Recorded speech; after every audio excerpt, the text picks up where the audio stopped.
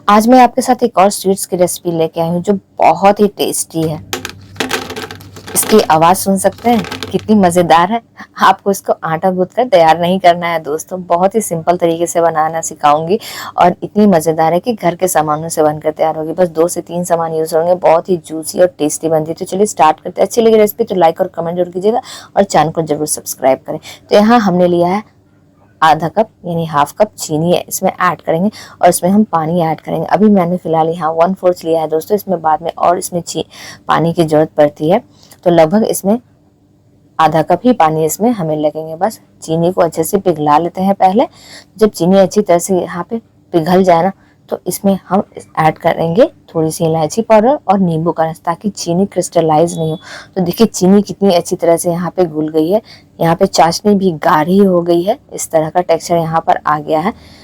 मैं थोड़ा सा इसमें पानी और डाल रही हूँ क्योंकि मुझे लग रहा है कि बहुत ज़्यादा गाढ़ी हो गई है। तो ऐड करने के बाद बस इसे में, जब भी आप कोई नई रेसिपी ट्राई करते हो ना दोस्तों, तो थोड़ी सी प्रॉब्लम आती है, तो वो भी चीज़ मैं आपसे शेयर करती हूँ कि कैसे यहाँ पे होगी। तो देख सकते हैं कितनी जूसी बनी है। तो इसी जूसीपन को बरकरार रखने के लिए मैं इसमें थोड़ा सा पानी ऐड किया। अगर ज़्यादा गाढ़ा होगा तो रस अंदर तक नहीं जाएगा और ज़्यादा पतला रहेगा तो सॉगी हो जाएगा। अब यहाँ पे हम इलायची डाल देते हैं, 2 इलायची को अच्छे से कूट करके डाल लेते हैं। सारे टिप्स ट्रिक्स मैंने ये बता रही हूँ कि कुछ मुझसे गलती हुई जो आपको बता दूं ताकि आपकी अच्छे से परफेक्ट हो, लेकिन मैं इसमें परफेक्ट तरीके से ये बताने वाली हूँ। इलायची डाल दिया है, आप चाहे तो यहाँ पे नींबू का रस डाल दें ताकि चीनी क्रिस्टलाइज नहीं हो। नींबू नहीं था तो इसलिए मैंने नहीं डाला है।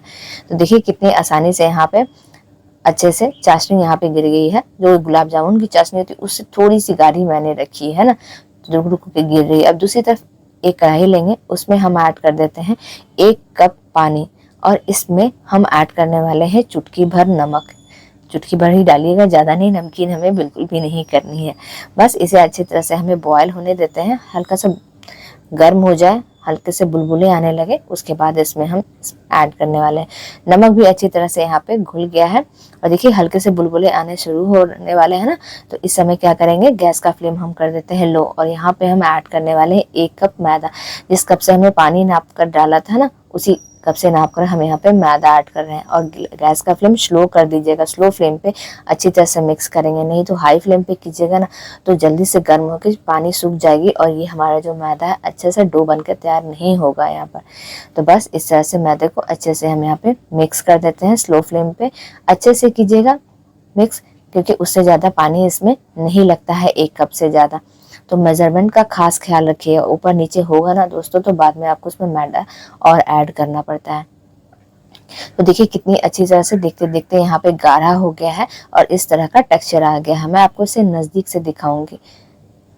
इसमें और भी चीज़ ऐड होने वाली है, तो वीडियो को स्किप नहीं कीजिएगा और अंत तक देखिएगा सारे टिप्स और ट्रिक्स। फिर बाद में आप बोलेंगे कि हमारी रेसिपी ख़राब होगी, तो फिर मैं क्या कर सकती हूँ, इसलिए सारे टिप्स देखिएगा। तो देखिए इस तरह का टेक्सचर जब आ जाए ना, तो गैस का फ्लेम यहाँ पर मैंने ऑफ कर दिया है और चलिए अब इसे हम बाहर निकाल लेते हैं। इस कढ़ाई में बिल्कुल भी नहीं छोड़ेंगे। देखिए इस तरह का टेक्सचर आ गया। एक प्लेट में निकाल लेते हैं यहाँ पर और थोड़ा सा यहाँ पे हम ठंडा होने देते हैं। इतने गरम गरम में तो काम होगा नहीं, तो लगभग 50% अभी हम यहाँ पे ठंडा कर लेते हैं।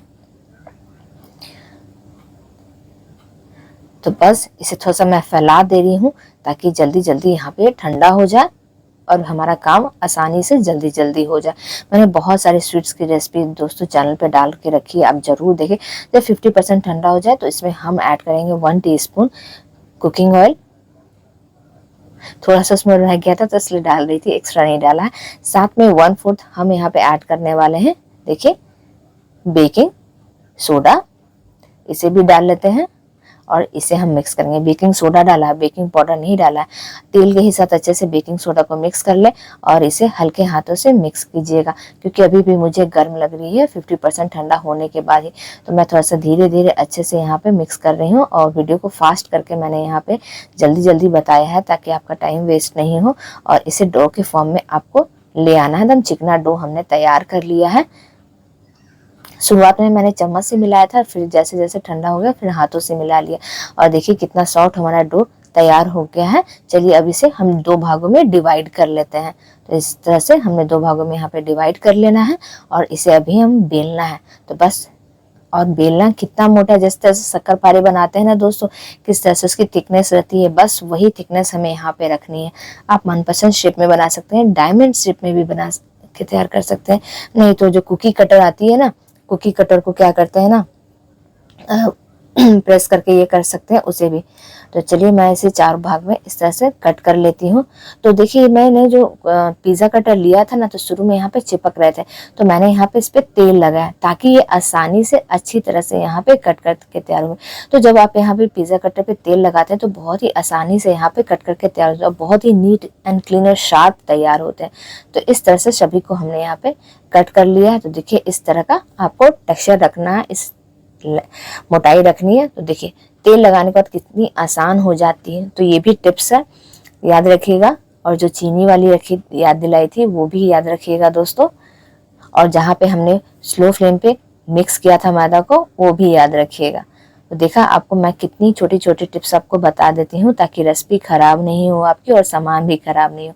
तो सभी को कट करके हमने यहाँ पे तैयार कर लिया। अब तेल की बारी जो आती है दोस्तों कि जब भी आप ट्राई कर रहे हैं नई रेसिपी ना, तो आप 3 से 4 यहाँ पे डाल के देखिए। शुरुआत में थोड़ा सा कम डाल के देखिए कि वो अच्छे से फ्राई हो रही है कि नहीं, कितने टेम्परेचर पे अच्छे से फ्राई हो रही है। तो मैं यहाँ पे मीडियम फ्लेम पे अच्छे से इसे फ्राई करूँगी ताकि मुझे थोड़ा सी बाहर से थोड़ी सी करक भी चाहिए, यानी थोड़ा सी क्रिस्पी भी चाहिए, और जब मैं इसे खाऊं तो अंदर से सॉफ्ट होनी चाहिए।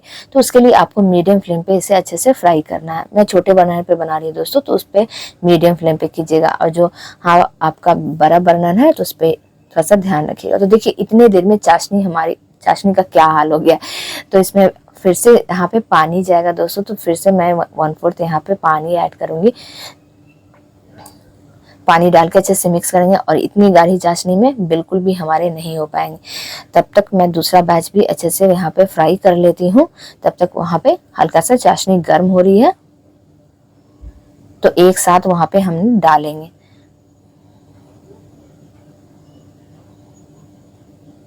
अगर ये हल्के से चिपकेंगे तो आप कलछी बिल्कुल भी नहीं लगाए, ये अपने आप धीरे धीरे ऊपर उठती है। जब भी ये अच्छे से हो जाएगी ना, तो अपने आप ऊपर तेल के ऊपर तैरने लगेगी। थोड़ा सा सफिशिएंट मात्रा में यहाँ पे तेल लीजिएगा। तो देखिए किस तरह से आसानी से ये तेल के ऊपर तैरने लगी है। उसके बाद आप यहाँ पे पलटिएगा। तो मीडियम फ्लेम पे बहुत ही अच्छे से थोड़ी सी क्रिस्पी बाहर से हो जाती है लेयर, और जब चाशनी में डालेंगे तो अंदर से ये सॉफ्ट हो जाती है। तो ऐसे गर्मा गर्म में ही आपको यहाँ पे डालना है। तो चाशनी मैंने आपको दिखाया कितना यहाँ पे हो गया था। अब आगे देखते हैं। चाशनी इतने देर में गर्म भी हो जाती है और ये हमारा बैच फ्राई भी हो जाता है। तो चलिए डालते हैं इस चाशनी में, और इसे अच्छी तरह से, चाशनी हमारी गुनगुनी चाशनी, एकदम गर्म नहीं होनी चाहिए। तो उतने देर में हल्की सी ठंडी भी हो गई हमारी चाशनी, और गर्मा गर्म इसमें हमने ऐड कर दिया है। देखा ना चाशनी का टेक्सचर कैसा है, एकदम गाढ़ी नहीं रखनी है आपको दोस्तों। हल्की सी गुलाब जामुन की चाशनी से थोड़ी सी गाढ़ी रखिएगा आप, उसे ज़्यादा बिल्कुल भी आपको नहीं रखना है। तो बस इसे मिक्स करके इसमें हमने छोड़ देना है लगभग कितने मिनट के लिए दोस्तों, 3 से 4 मिनट के लिए, उससे ज़्यादा नहीं रखेंगे, नहीं तो ज़्यादा चाशनी पिएगी और ज़्यादा हमें मीठी लगेगी। और इसी तरह से छन्नी के ऊपर हमने डाल दिया था।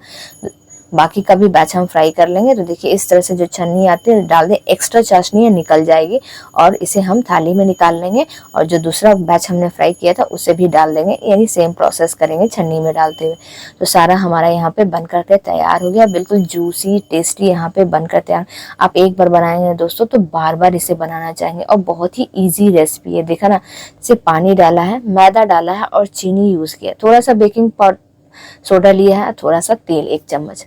इसका टेक्सचर देखिए दोस्तों कितना खूबसूरत बनकर तैयार हुआ है, बिल्कुल अंदर से रस भरी हुई है, खाने में बहुत ही स्वादिष्ट। ट्राई जरूर कीजिएगा। फिर मिलते हैं नेक्स्ट